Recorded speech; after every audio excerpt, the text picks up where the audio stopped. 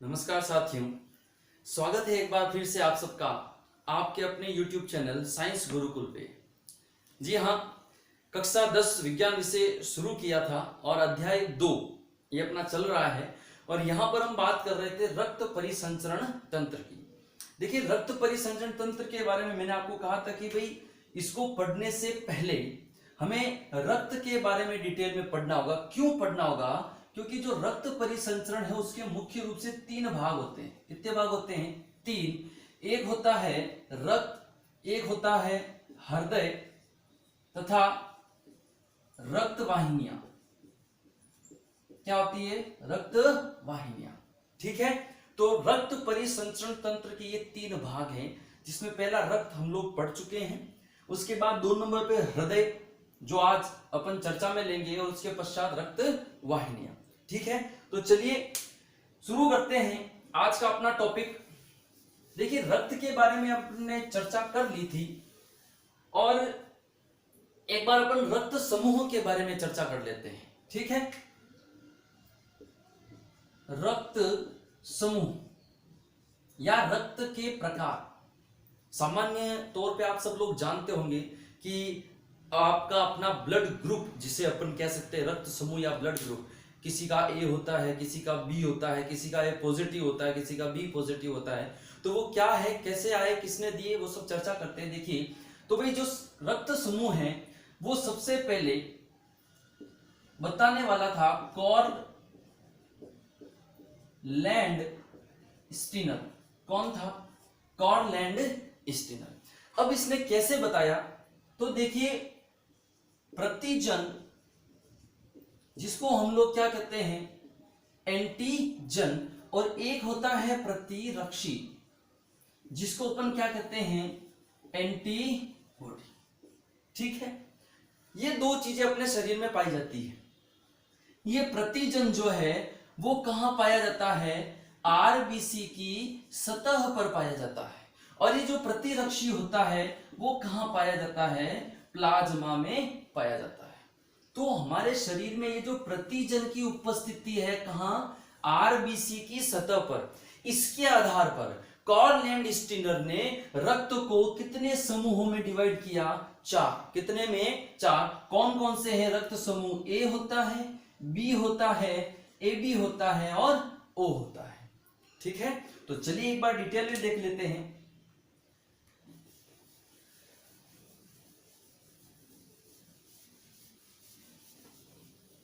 देखिए,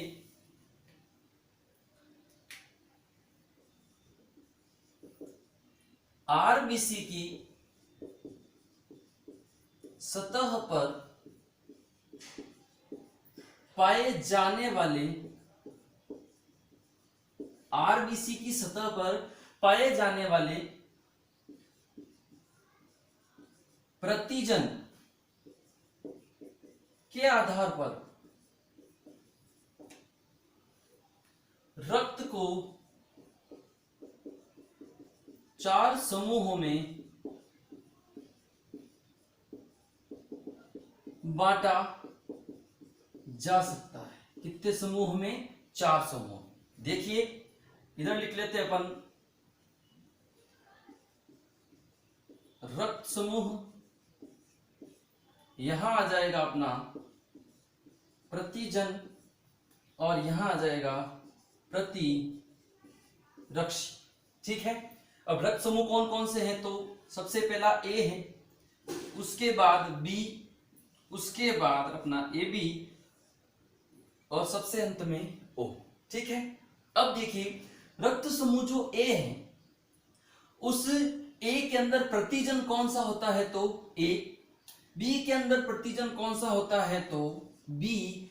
A B में प्रतिजन कौन सा होता है? तो ए बी। और ओ के अंदर कोई प्रकार का प्रतिजन नहीं पाया जाता।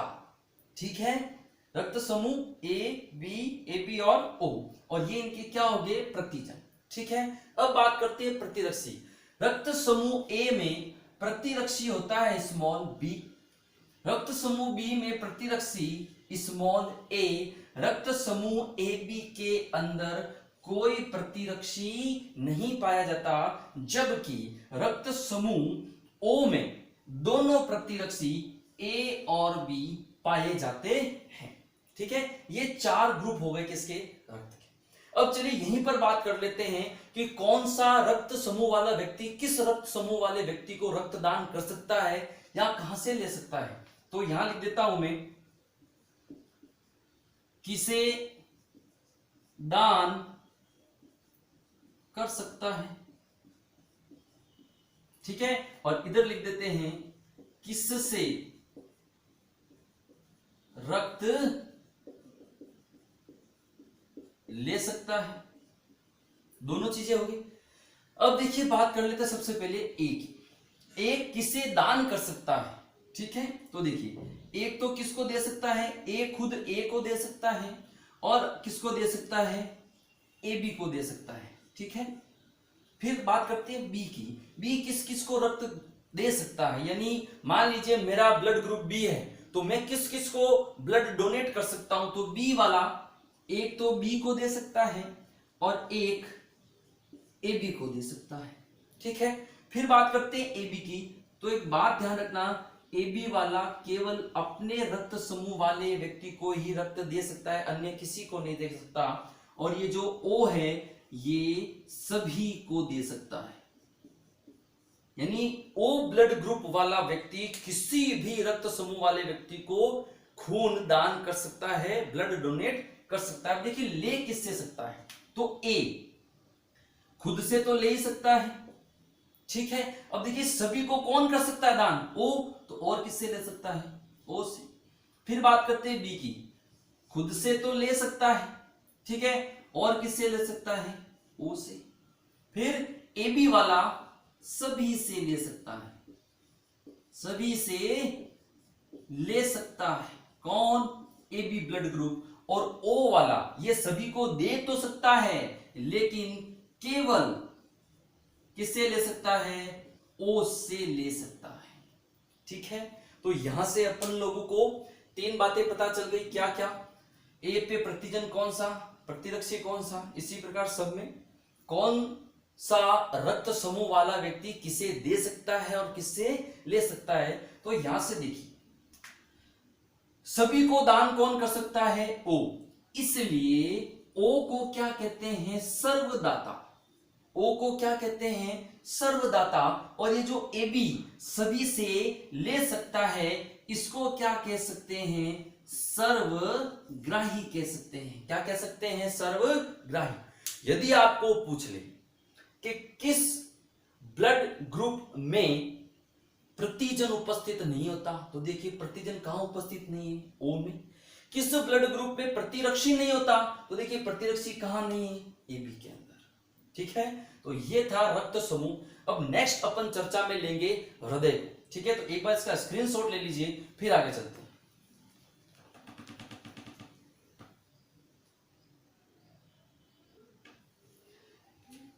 तो चलिए आगे चलते हैं। जैसा कि अपन ने बात करी थी कि अब नेक्स्ट अपन क्या पढ़ेंगे, हार्ट, मानव हृदय। ये चित्र आपके सामने बना हुआ है।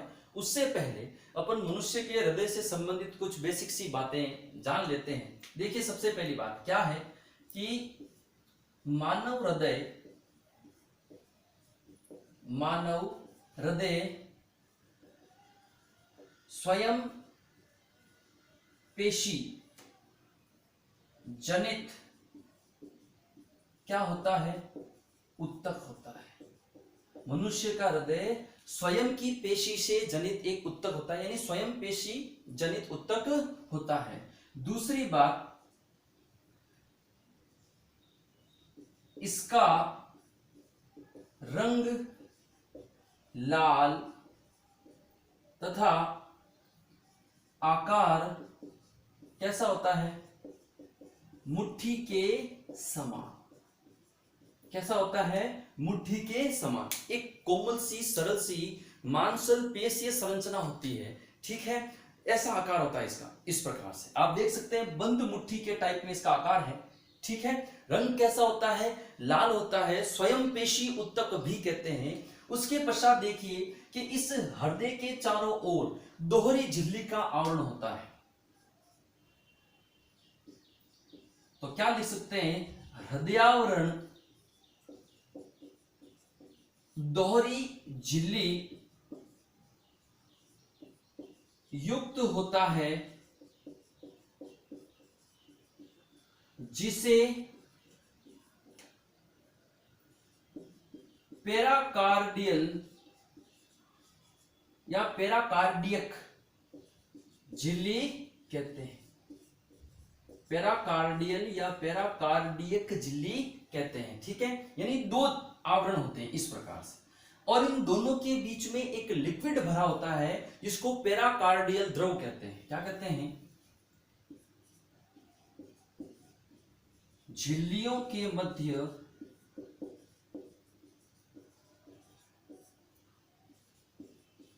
पेराकार्डियल द्रव भरा होता है, जो बाह्य आघातों से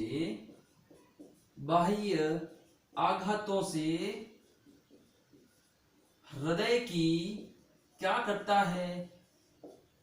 सुरक्षा करता है। क्या करता है? सुरक्षा करता है। ठीक है भाई, यह मनुष्य के हृदय से संबंधित सामान्य सी जानकारी। ठीक है, क्या होता है, कैसे क्या होता है। अब देखिए, मनुष्य के हृदय में मुख्य रूप से दो भाग होते हैं, ऊपर वाला भाग और नीचे वाला भाग। जो ऊपर वाला भाग आपको ये दिखाई दे रहा है, ये वाला, ठीक है, इसको कहते हैं आलिंद, और ये जो नीचे वाला भाग इसको क्या कहते हैं? नीले। ठीक है, दो भाग तो ये हो गए, एक ऊपर वाला एक नीचे वाला। तो जो आलिंद होते हैं वो नीले की अपेक्षा क्या होते हैं? छोटे। आपको दिख ही रहे हैं, ये आलिंद छोटे हैं, नीले बड़े।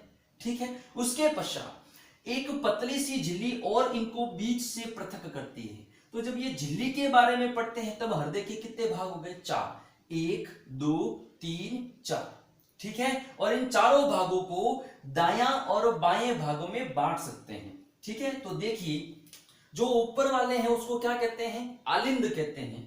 तो ये वाला जो है ये क्या कहलाएगा? अपना दायां आलिंद। क्या कहलाएगा? दायां आलिंद। और ये क्या कहलाएगा? नीचे वाला दायां नीले। ठीक है, ऊपर वाला आलिंद, नीचे वाला नीले। दाएं बाएं भागों में बांट दे तो दायां आलिंद, दायां नीले। इसके पश्चात देखिए, यहां पर आपको एक वॉल्व दिख रहा है, एक कपाट, एक द्वार दिख रहा है। इस द्वार को क्या कहते हैं? त्रिवलनी कपाट। क्या कहते हैं? त्रिवलनी कपाट, या इसी का एक और नाम है। क्या नाम है? दायां एवी वॉल्व। क्या नाम है? दायां एवी वॉल्व, यानी राइट हैंड साइड का एवी वॉल्व। ओके, दायां आलिंद हो गया, दायां नीले हो गया। इन दोनों के बीच में पूछा जा सकता है क्वेश्चन कि बताइए दायां आलिंद और दाएं नीले के बीच में कौन सा वॉल्व होता है? तो दाएं आलिंद और दाएं नीले के बीच में त्रिवलनी कपाट या दायां एवी वॉल्व होता है। ठीक है, अब चलिए इधर चलते हैं। ये कौन सा भाग आ गया? बायां, लेफ्ट हैंड। तो इसको क्या कह सकते हैं? बायां आलिंद। और ये अपना क्या हो गया? बायां नीले। ठीक है, तो जैसा वॉल्व यहां था वैसा एक यहां है। यहां पर त्रिवलनी था, यहां पर कैसा है? द्विवलनी कपाट। देखिए, इसको क्या लिख सकते हैं? द्विवलनी। ठीक है, या इसको क्या लिख सकते हैं? माइट्रल। क्या लिख सकते हैं? द्विवलनी या माइट्रल वॉल्व। ठीक है, द्विवलनी या माइट्रल वॉल्व, या बायां एवी वॉल्व। क्या लिख सकते हैं? बायां एवी वॉल्व। ठीक है, देखिए 4 हिस्से थे, चारों के चारों कंप्लीट हो गए। अब देखिए कौन कौन सी वाहिकाएं, कौन कौन सी नलिकाएं कहां कहां से आ रही। देखिए, ये जो आपको दिख रही है सबसे ऊपर इधर, ठीक है, इसको कहते हैं महाशिरा। क्या कहते हैं? महाशिरा।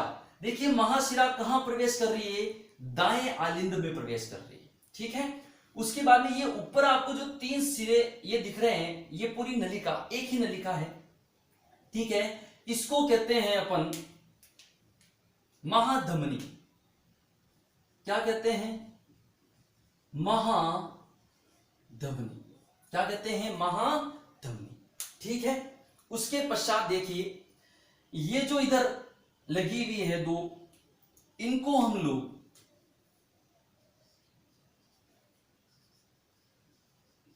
पल्मोनरी क्या कहते हैं, शिरा कहते हैं। क्या कहते हैं, पल्मोनरी शिरा कहते हैं। और ये जो नलिका है, ठीक है, इस नलिका को कहते हैं पल्मोनरी धमनी।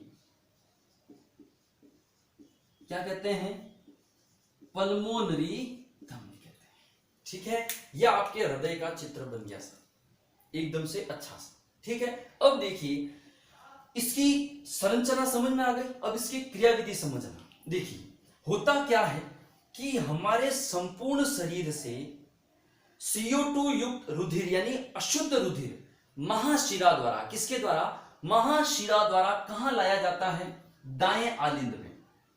तो दाएं आलिंद में कैसा रक्त है, CO2 युक्त, कैसा रक्त है, CO2 युक्त रुधिर किसके द्वारा, महाशिरा द्वारा दाएं आलिंद में आया। अब दाएं आलिंद, इसके ये वॉल लगा हुआ है, कौन सा, त्रिवलन। जब आलिंद संकुचित होगा, आलिंद क्या होगा, संकुचित होगा, तो संकुचित होने पर इस पर दबाव बढ़ेगा, ये खुलेगा, तो ये खून कहां आ जाएगा, यहां पर।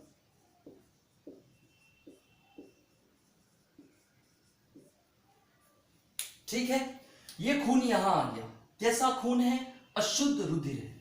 कैसा है, अशुद्ध रुधिर। अब यहां से दाएं नीले से एक नलिका जुड़ी होती है जिसको कहते हैं पल्मोनरी धमनी।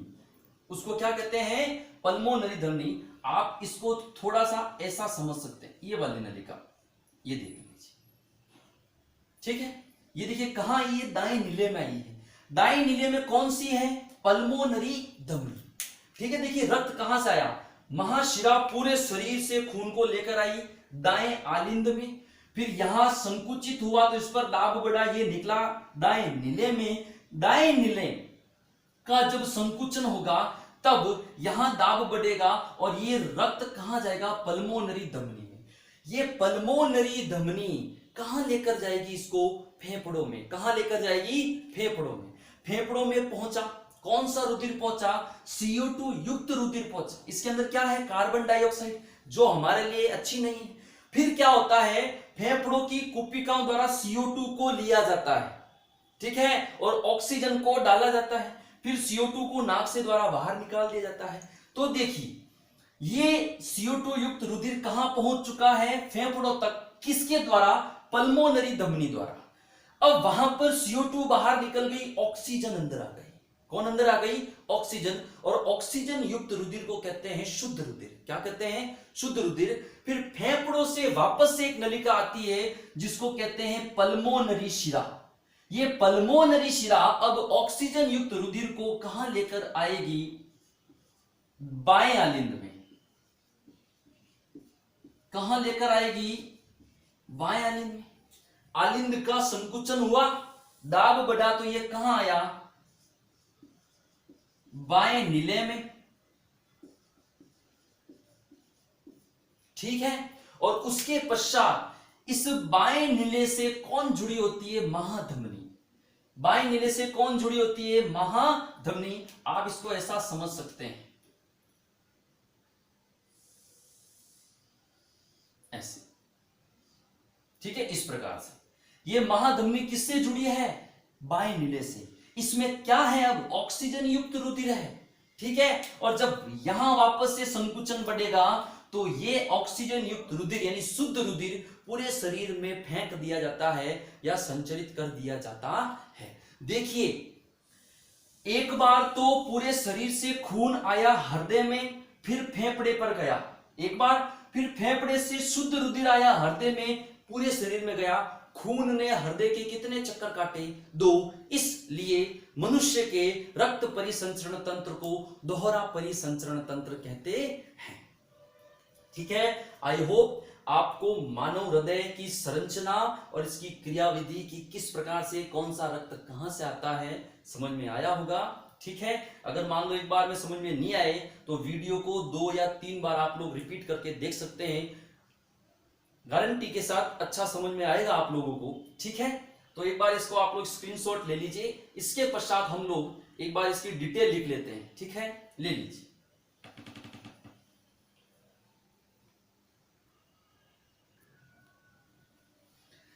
चलिए आगे चलते हैं। आई होप हृदय की संरचना और उसकी क्रियाविधि चित्र के माध्यम से आपको अच्छे से समझ में आई होगी। नोट्स के लिए मैंने एक बार जल्दी से पॉइंट्स लिख दिए हैं, इनको समझा देता हूं, उसके बाद आप लोग स्क्रीनशॉट ले लेना। ठीक है, ज्यादा टाइम खराब नहीं होगा। देखिए संरचना, हृदय में 4 प्रकोष्ठ पाए जाते हैं। मुख्य रूप से कितने होते हैं? 2। ऊपर 2 आलिंद और नीचे 2 नीले। जब उनको 20 से डिवाइड करते हैं तो इधर के 2 और उधर के 2 मिलके कितने हो जाते हैं? 4। ठीक है, फिर देखिए दाएं आलिंद व नीले के मध्य त्रिवलनी कपाट। इधर वाले भाग में कौन सा कपाट था? त्रिवलनी। उधर वाले भाग में कौन सा कपाट था? द्विवलनी। ठीक है, त्रिवलनी कपाट तथा बाएं आलिंद व नीले के मध्य द्विवलनी या माइट्रल कपाट पाए जाते हैं। ठीक है, इस वाले हिस्से में क्या पड़ा था? त्रिवलनी कपाट। उस वाले हिस्से में क्या पड़ा था? द्विवलनी या माइट्रल कपाट। ठीक है, अब कोई पूछ ले, जैसे कि क्वेश्चन आ गया कि जो माइट्रल वॉल्व होते हैं या जो एडी वॉल्व होते हैं दायां या बायां, उनका कार्य क्या होता? तो देखिए, जो रक्त का विपरीत दिशा में प्रवाह को रोकते हैं।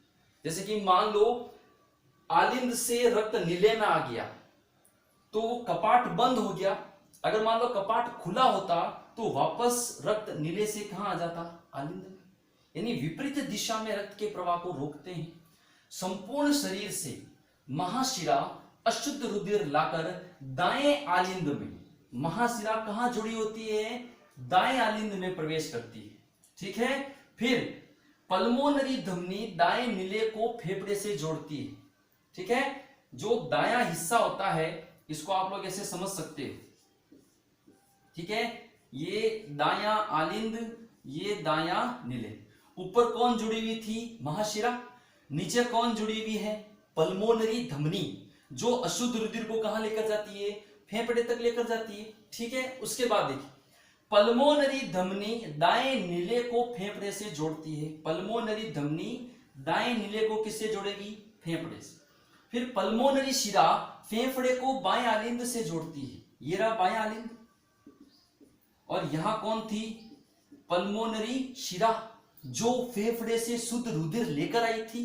फिर यहां से दाएं नीले में गया था, सॉरी बाएं नीले में, और यहां कौन थी? महाधमनी थी। देखिए पल्मोनरी शिरा फेफड़े को बाएं आलिंद से जोड़ती है तथा महाधमनी दाएं नीले से शुद्ध रक्त संपूर्ण शरीर में लेकर जाती है। इस प्रकार हृदय का दायां भाग, राइट भाग अशुद्ध तथा लेफ्ट भाग कैसा होता है? शुद्ध। जो मैंने आपको चित्र में समझाया था उसी का मैंने एक बार आपके नोट्स की सहूलियत के इसको लिखा है। ठीक है, तो आप चाहो तो अपनी खुद की भाषा में भी उसको सरल रूप में लिख सकते हैं। तो एक बार इसका स्क्रीनशॉट ले लीजिए, फिर हृदय की क्रिया विधि भी मैं आपको लिख के बता देता हूं। ले लीजिए।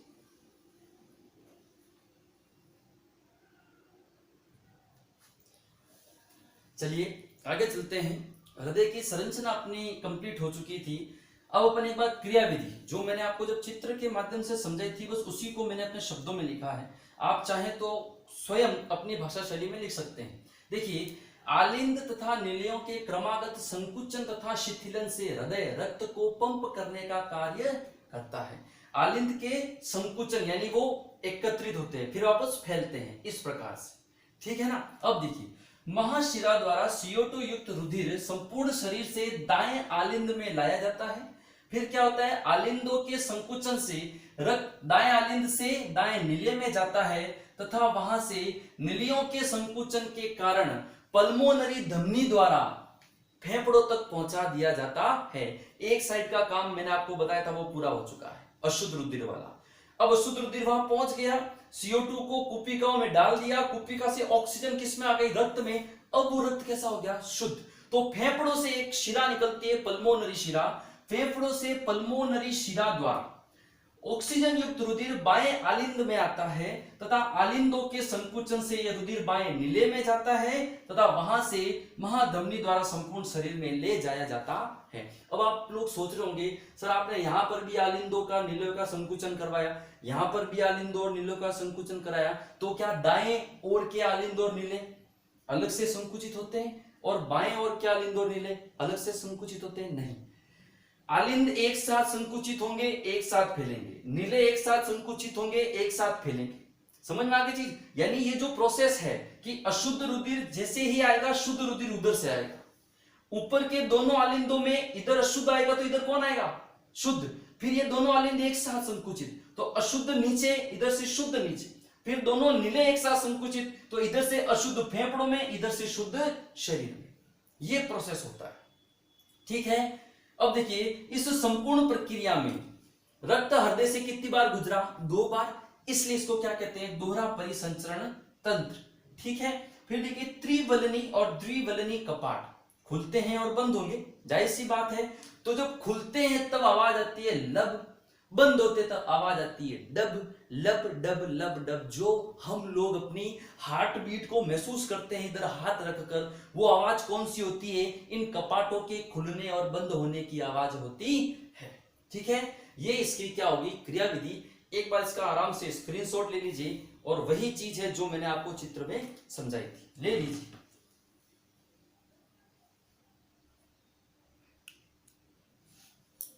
चलिए आगे चलते हैं। रक्त परिसंचरण का तीसरा हिस्सा रक्त वाहिनियां। ठीक है, मुख्य रूप से 2 प्रकार की होती है, एक धमनी, एक शिरा। इनमें ऑक्सीजन युक्त रुधिर, ऑक्सीजन युक्त रुधिर को क्या कहते हैं? शुद्ध रुधिर बहता है तथा ये हृदय से शरीर में रक्त का प्रवाह करती है। जैसे मैंने आपको बताया था कि महाधमनी शुद्ध रुधिर को बाएं नीले से पूरे शरीर में लेकर जाती है। ठीक है, फिर देखिए शिरा, इसमें CO2 युक्त रुधिर यानी अशुद्ध रुधिर बहता है तथा ये हृदय की ओर रक्त का प्रवाह करती है। महाशिरा ने क्या किया था? संपूर्ण शरीर से अशुद्ध रुधिर लेकर आई और कहां डाला? दाएं आलिंद में। ठीक है, तो ये अपना रक्त परिसंचरण तंत्र इसी के साथ कंप्लीट होता है। आई होप आपको समझ में आया होगा। वीडियो अगर अच्छा लगे तो इसको ज्यादा से ज्यादा शेयर कीजिए, लाइक कीजिए, कमेंट कीजिए, और वीडियो देखने से पहले चैनल को सब्सक्राइब अवश्य करें। यदि आपने पिछले वीडियो नहीं देखे हैं तो वीडियो चलते समय स्क्रीन के ऊपर इधर की साइड में गोले के अंदर आई का निशान बना हुआ होता है, उस पर जैसे ही क्लिक करोगे पूरी की पूरी प्लेलिस्ट आपके सामने आ जाएगी। वहां से आप लोग पीछे के वीडियोस भी देख सकते हैं। तो वीडियो को शेयर कीजिए, साइंस गुरुकुल को सब्सक्राइब कीजिए। ठीक है, मिलते हैं अगले वीडियो में एक और नए सिस्टम के साथ। तब तक के लिए जय हिंद, जय भारत।